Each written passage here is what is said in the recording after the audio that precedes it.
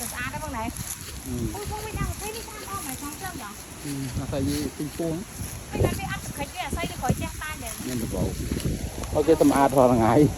Không nè, xây đi xa món nó một thèm á. ai xây dọc chân nè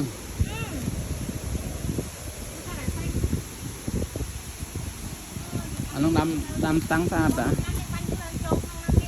hả vô bò nó xây vậy xây bèn này hả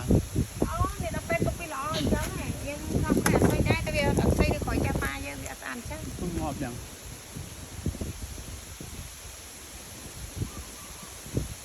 cái này cái liên này mấy bị nám mua ta đã chết chẳng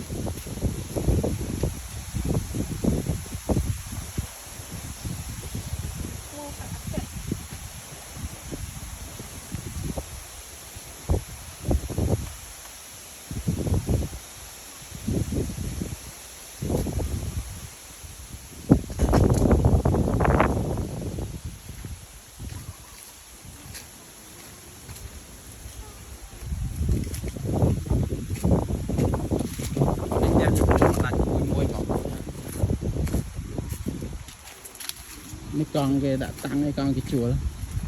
con cái chim màu cái chơi bên trong quầy bây giờ chắc là màu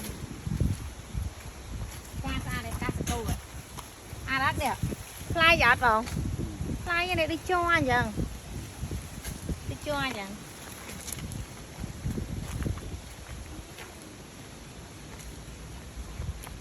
cái chụp quầy ở đây tạc cái cho cầm phá mà nè thấy còn này cho tao này mới nhận ai ra được tao cho nó cho tao nít tao là một à tao họ bây giờ bắt tao đi liệt nha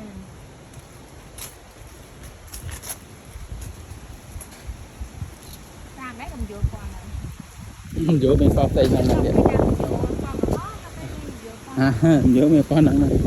anh nó bên pha hôm ấy nè gà lên tắc ấp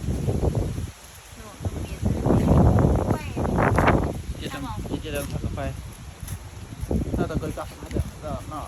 chạy ra chứ hành chắc cái ấy cái chua qua cái ở đây tao cho coi thử ăn ta không tư anh mình ăn mãi giờ ăn mà khẽ ta ăn cái này